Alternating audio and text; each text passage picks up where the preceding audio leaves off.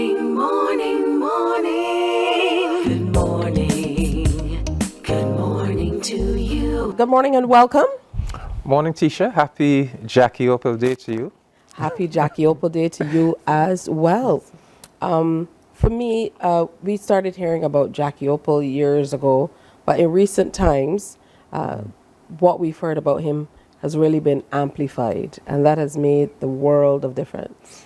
Barbados, the authorities in Barbados finally did the right thing. I said Jackie Opel was a forgotten musical hero, but finally Barbados is recognizing him in the way it should. And speaking from my vantage point as ambassador to CARICOM, I have to make the point that Jackie Opel is not just a Barbadian hero. He is a CARICOM hero. I mean, the work he did in Jamaica, phenomenal. Antigua, I mean, Richard Stout told me that he met Jackie in Antigua and he was like the king of Antigua. He did work in Trinidad and Tobago. In fact, that pioneering spooge album that he recorded in Trinidad and Tobago. And of course, he's a hero of Barbados. So this is not just a great Barbadian man, but a great Caribbean man. Absolutely, and we've heard the kudos he's gotten from Jamaican artists, some of the major artists in Jamaica. We've heard of his work with Byron Lee and the Dragonaires, as you mentioned. He was all over the region. What was interregional travel like then that he was able to, just a regular guy making his music, travel across the region so much back then?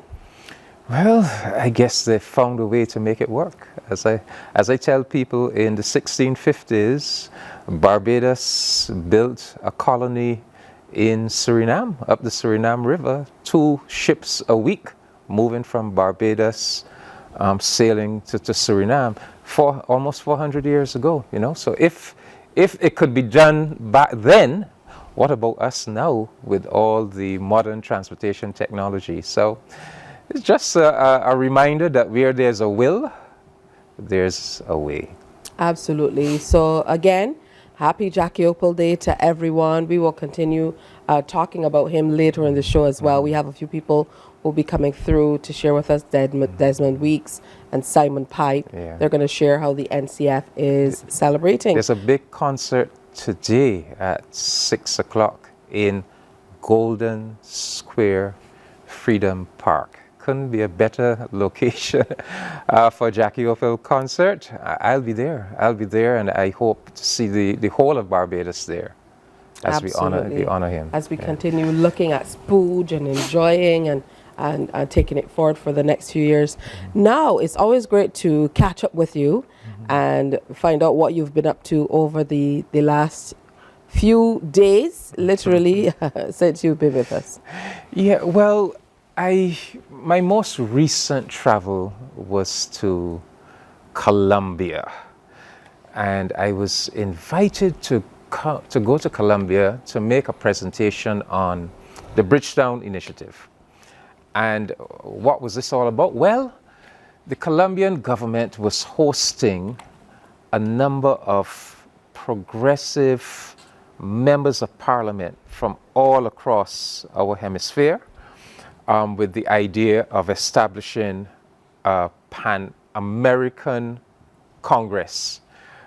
This would be a region-wide body of progressive parliamentarians. So it was done. It basically has been established. I was there to witness the establishment. Ultimately, I guess the Barbados government will decide whether we will be part of it.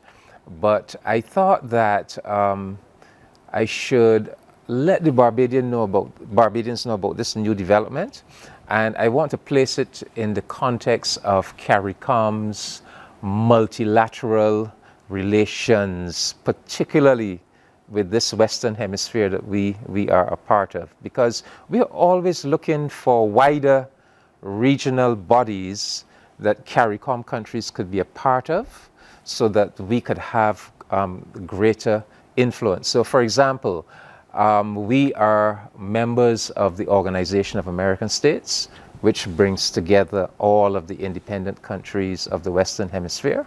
We are also members of the Community of Latin American and Caribbean States, which brings together all of the independent countries except the two North American superpowers, the United States and Canada.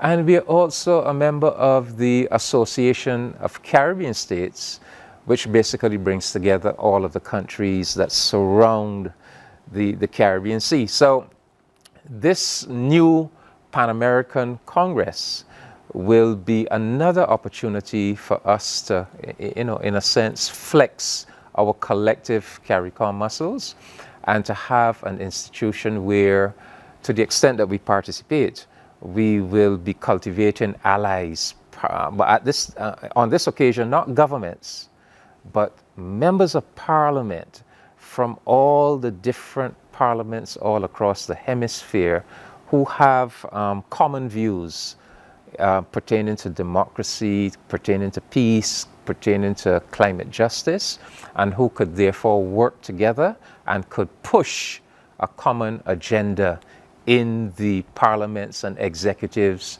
all across our hemisphere. What were some of the topics that they covered? And I suppose there was a little added pressure, as I think you were the only representative from CARICOM? Yes. I was the only representative from CARICOM. And sometimes our English-speaking Caribbean countries tend to get lost in these big hemispheric gatherings that are so Hispanic, Spanish-centered. And in fact, I had to admonish them, why is Barbados the only CARICOM country that has been invited? And so I took it upon myself not simply to represent Barbados, but to represent CARICOM. I told them I considered that I was there as the eyes and ears and mouth, not just of Barbados, but of CARICOM. And I made a proposal to them, which was accepted, which was that every single independent country of this hemisphere should be invited to be a part of this Pan-American Congress. And so that was accepted. And that's important because in CARICOM we represent 14 independent member states. And so when we are a part of organizations where it is one country, one vote, it gives us, although we might be the smallest countries in the hemisphere, but that principle of one country, one vote, once we are able to maintain our CARICOM unity and operate as a bloc, it gives us a very significant amount of power in all of these multilateral organizations. So let's delve into some of what they talked about. You said generally it focused on issues of democracy, as you mentioned, peace and climate crisis, justice, and some of this, impacts us the way it will impact them, but it's a little different for them as well. So, how did discussions go? Yeah, well, they came up with what they call the Declaration of Bogota.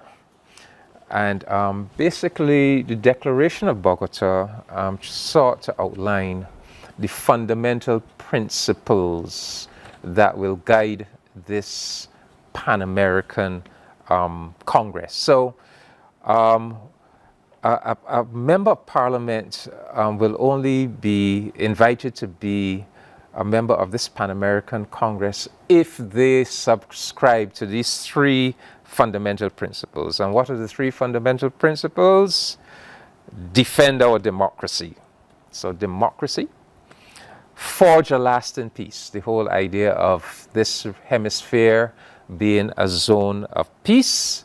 And then thirdly, deliver a just green transition. Well, that is all about the climate crisis and climate justice. So these would be the three principles underpinning this new hemispheric body. And of course, all these three principles are principles that are fundamental to Barbados and to our foreign policy. So, in fact, I think that was why Barbados was invited to come to make a presentation on the Bridgetown Initiative. So I did explain to them the Bridgetown Initiative as a homegrown Caribbean solution to the climate crisis, and that was fully accepted, and that is included in the Deliver, Adjust, Green transition.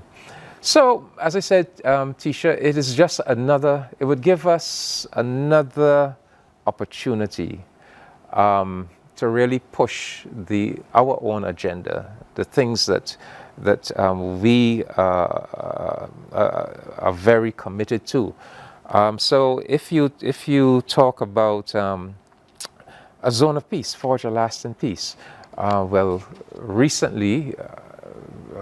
In December last year, when we had that contention between Guyana and Venezuela, we saw how we were able to deploy the concept of the Caribbean being a zone of peace, and we were able, CARICOM was able to work with the community of Latin American and Caribbean states, and we were able to put together that meeting in St. Vincent at the Argyle Airport, and bring the two contending parties together, and mediate the dispute, and get them to at least agree to a process that they would follow, so that this dispute would not descend further into any form of violence or animosity. So that's part of Barbados' policy. Barbados wants this hemisphere to be a zone of peace. Democracy, well, Barbados is committed, in fact. Democracy is at the very core of the being of Barbados as an independent nation state. In fact, we have such a sterling record for electoral democracy.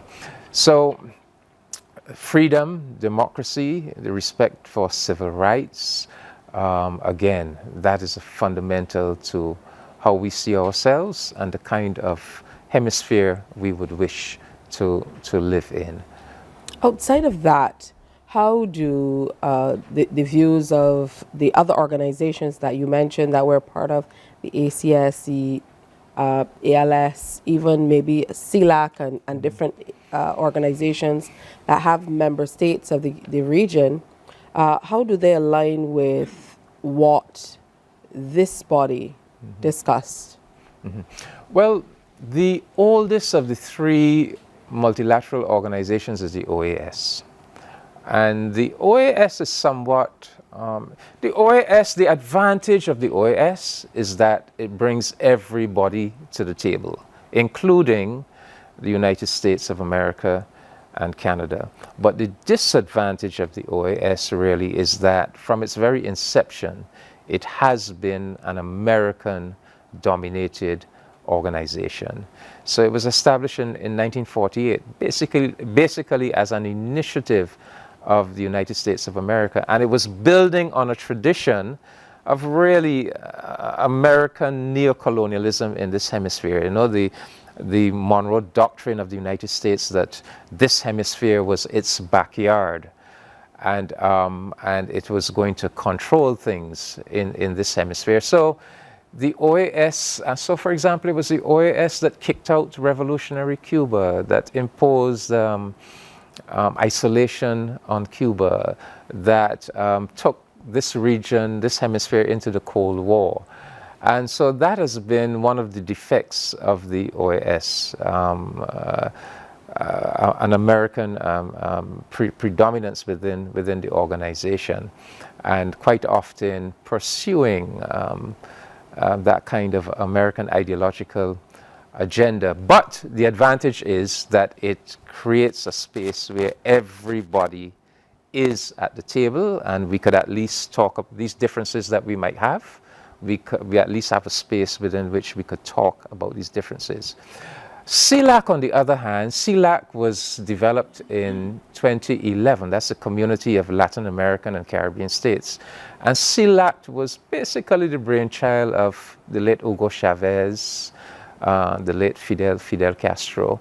And CELAC was kind of developed as a counterpoint to the OAS. So you have the OAS where you have this predominant American influence. So they wanted to develop a counterpoint to that would not have within it the two North American countries, the United States of America and Canada. So CELAC is everybody else except the two of them. So CELAC provides an opportunity for the countries of the region to be able to come together to discuss an agenda without having the two big North American giants. And of course, the ACS is our CARICOM baby. As we continue to look at these organizations to which we're a member, and how the rubber meets the road, really, how we benefit from being a part of these organizations, is it pretty much only a talk shop a lot of the times to be able to kind of sit and talk and come up with things? But as far as implementation is concerned, are we seeing the benefits? Well, CELAC, the Community of Latin American and Caribbean States, is something of a talk shop. It's a space to meet, to have political dialogue, and to try to develop common Latin American and Caribbean positions. But I wouldn't be so dismissive of the idea of, you say a talk shop, we could say a space for consultation.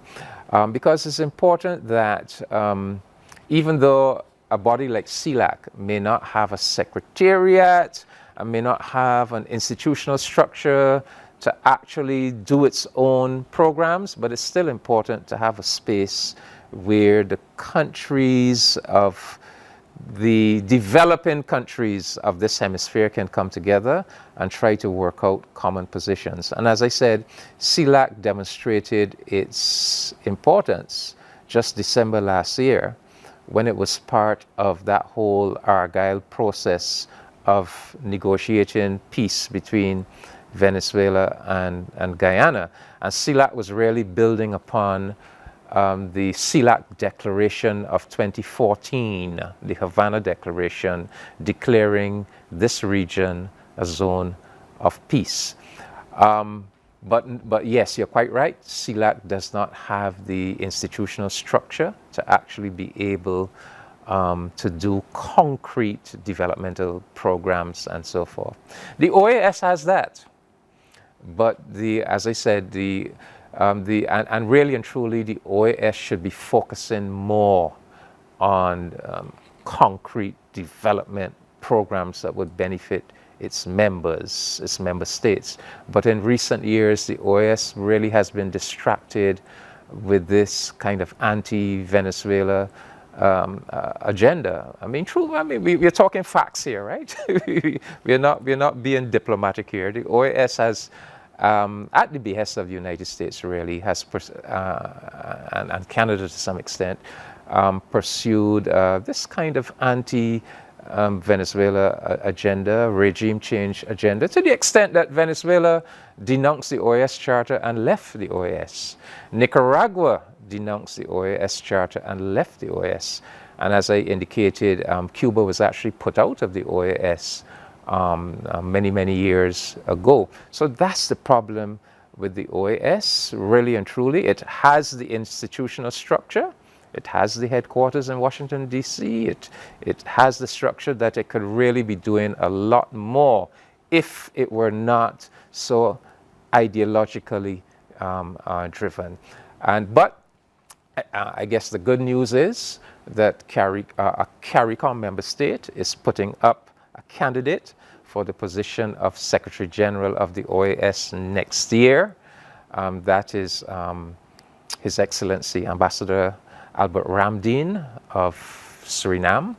And if he wins, that will be the first time a CARICOM person would be Secretary General of the OAS. So we would expect that if he's in the chair, we could see a difference in direction.